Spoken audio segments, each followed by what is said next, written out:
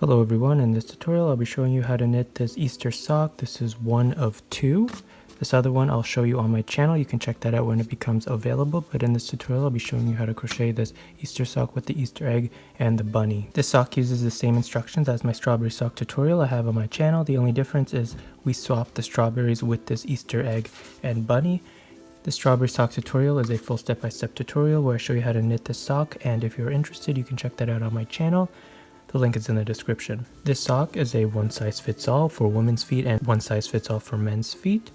All the materials will be in the strawberry sock tutorial video, but here I use the size 3 yarn in different colors with a white as the base and blue and green and yellow. And then I used 5 double-pointed knitting needles, size 2.5 millimeters. And I also used a crochet hook to tie in any loose ends or pick up any loose stitches. But let me take you through the process of how I swapped the strawberries with the Easter pattern. Here's what I did. So I started the sock like normal until I got to the first color work, which on the strawberry socks are these cherries. Starting at the top, I replaced the cherries with these yellow dots. I used the exact same number of stitches as the cherries, which is 6 stitches wide by 7 rows long. And here is the pattern for that. For example, the first row, you knit 4 white, 2 yellow, and then 4 white. And then you repeat a round, and when you finish the first round you move down to round 2 and repeat a round, and then just continue until all 7 rounds are complete. Then we continue to work the sock like normal until we get to the strawberries. So we work this part the same until we start up at the strawberries. This sock has 3 Easter eggs and 2 Easter bunnies on the main area, and I will give you the pattern in this video so you can create it yourself. But essentially when the instructions said to begin the strawberry color work here, I began the Easter pattern instead. So we start at the top here, and I have this dark line just to show you where the center is. This dark line is not a color work, so treat it as a white stitch. The strawberry pattern will right away begin using colors, but for this Easter pattern we don't. We continue to work in only white yarn for 7 rounds as shown here, and then on the 8th row, that is when we begin the color work. And then we just continue to do the color work all the way until you're done. At the same time, I am using the same checkered pattern for the bottom of the foot, the same checkered pattern for the bottom of the foot. I began the checkered pattern when I began the color work, just to keep everything simple. You can start it earlier if you wish, it's completely up to you. Here is my sample. Just a disclaimer, for this sample I had to update the pattern as I was creating it. So instead of starting a new sock, I just continued updating the pattern as I went along. And that is why my sample here is all over the place, but I'm showing you what the final images will look like. Initially the egg was this shape, a solid color, but it looked too much like a blob. So in the second egg, I added some specks inside of it, but the shape was still off. So in this third egg, I elongated it, and that gave us our final egg pattern. Beside it is the rabbit.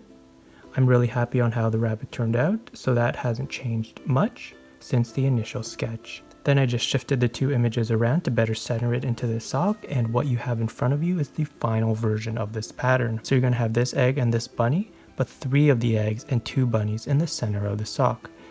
So here's my sock. You will have 1, 2, 3 eggs, 1, 2 bunnies in the center of the sock. Here is a clip of me working on the color work. We are starting one of our rows, and this is the base of the pattern. Okay, the bottom of the foot, and I'm just working on it now. So it's a very simple bottom pattern. As you can see, we're just trying to make these crisscrosses. So we have the bottom of the crisscross, then we have 2 on either side, 2 on either side, 2 on either side, then we go in. Going inward, 2 on either side, 2 on either side, and the center one. And we create these diamonds. So we have our first diamond, and now we're just fanning it out on, here's our central one, the green, 2 on either side, and we're just going to fan out and in, and that's how it works. So once you get the hang of the pattern, you'll be able to, and you understand how the diamonds work, you can pretty much do the foot pattern without having to look at the actual sheet.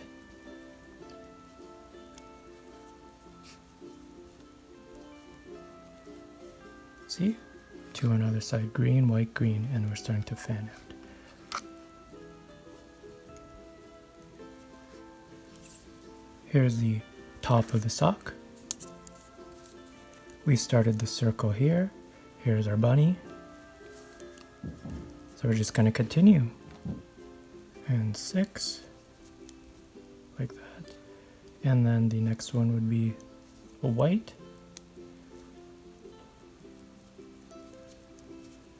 Until we get to the bunny here. So because it is a pretty long stretch of white, I'm going to pinch off my green, the float, somewhere around here. I'm going to twist. Make sure the green is over the white and just continue using the white, and that will pinch the green right there and carry the float over. Now we're going to continue here. We're almost at the bunny. One before, the bunny calls for a green. The next one will be the eye, so it's white. And the next one will be a green for the next 4 stitches. 1, 2, 3, and 4, and that leaves us with 1 left over, which is going to be a white. And then you just continue. That's the end of this bunny side here. Just make sure that these floats are not too tight because it's a sock. You want it to stretch, so make sure there's some give to it so that it's stretchy, but don't make it too tight and don't make it too loose either. Make it just right.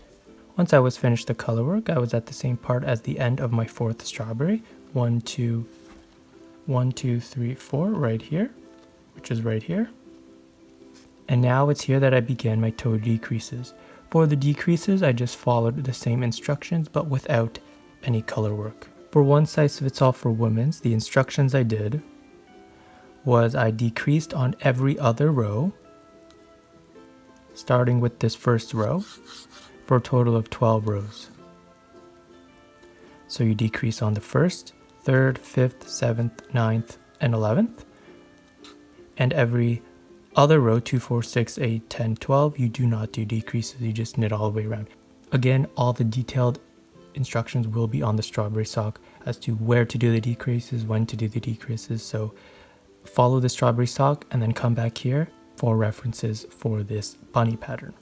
Okay, so then after my first 12 rows where I did a decrease on every other stitch, which is the same pattern as the strawberry sock, okay, it's the exact same thing that tells you to do. Then on row 13 and beyond, I decreased every row until I had 10 stitches left. So I decreased first 12 every other row. Then after on row 13 and beyond, I decreased on every row until I had 10 stitches left. And then afterwards on 10 stitches, I just closed it off, and that gave us a curve. So same instructions as the strawberry sock. For the men's size, you want to do it slightly different. The decreases will be the same. The only difference is that once you get to the end here, you're going to do 12 rows without decreasing. So you're just going to elongate it by 12 more rows. So that's what I have here. So after we get to the end of our color work, we do 12 rows without decreasing, just knit around. And then we start doing our decreases for the next 12 rows. Every other row we decrease, same thing as here. And then after that, on row 13, we do decreases on every row until we have 10 stitches remaining. So that's the only difference. So the decreases are the same for both men's and women's.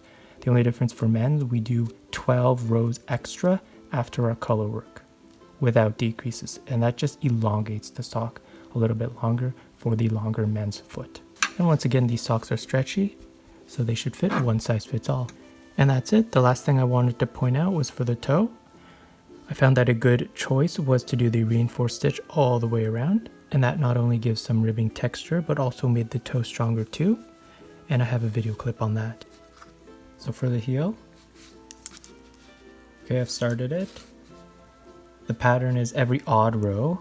So 1, 3, 5, 7, etc. We just do knits all the way around and our decreases. Okay, so I'm going to show you. Just going to knit all the way around. On needles number 4 and 2, we knit all the way to the last 3 stitches, and we do knit 2 together, knit 1. On needles number 3 and 1, we do the decrease at the beginning. I'll show you. So this is needle number 4, so we do knit 2 together, knit 1. Okay, and then you begin needle number 3.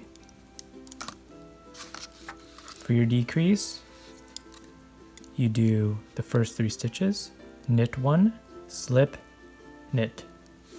So knit 1, and then it's your decrease. So knit 1, and then it's your decrease, so you slip.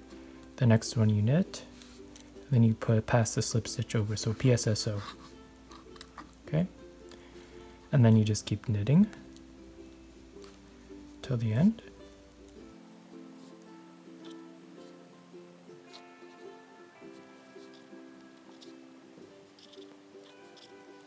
Here we are now on needle number 2. We just keep knitting until the very end, the last 3 stitches, and then we do our decrease. The last 3 stitches you do knit 2 together, knit 1.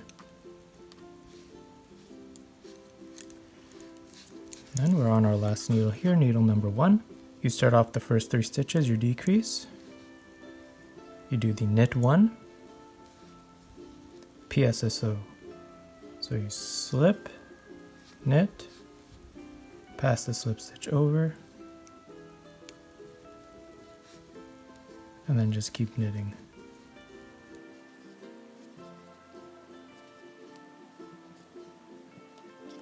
Okay, and that's what you do for every odd row, 1, 3, 5, 7, etc. Now we're on an even row, 2, 4, 6, 8, 10, etc. For every even row, you do not do any decreases. You simply just work in the reinforced stitch pattern.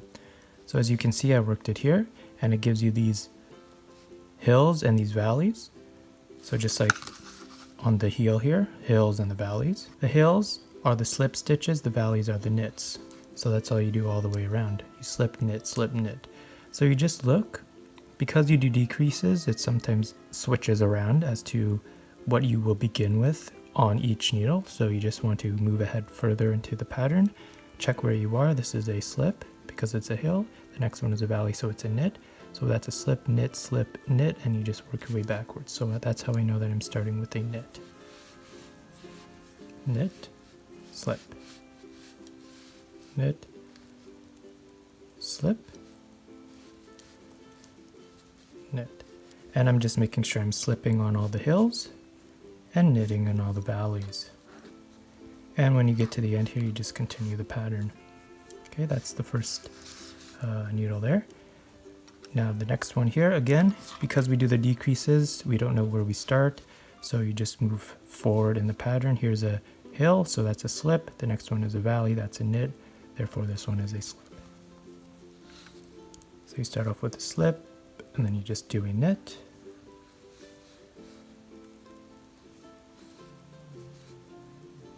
And the next one is a slip.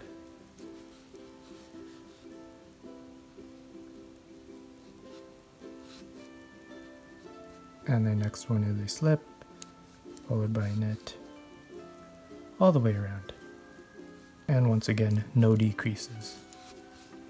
The last one here, that is a slip, knit, slip, knit. So that's how I know I start with the knit.